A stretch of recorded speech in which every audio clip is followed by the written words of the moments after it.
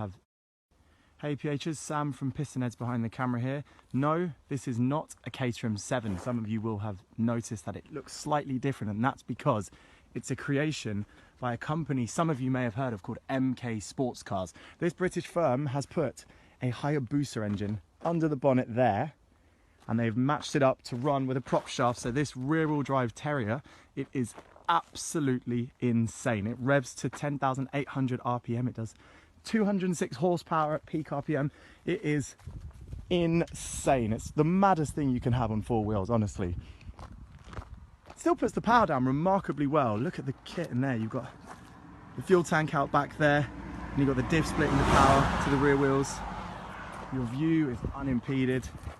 You sit really low at like knee height. You can see the front wheel there. You can see the double wishbone suspension.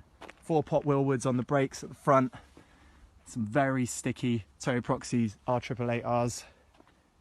It sounds absolutely mega. Let's get it started. Sometimes it needs a bit of throttle, so I'll climb aboard just to get it going straight away.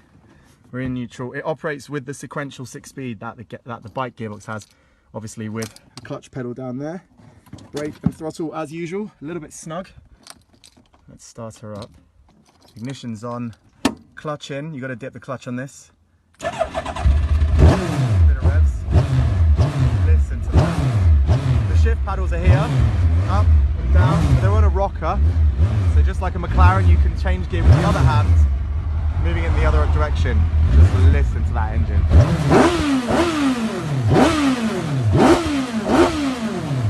Yep, it's one mean machine.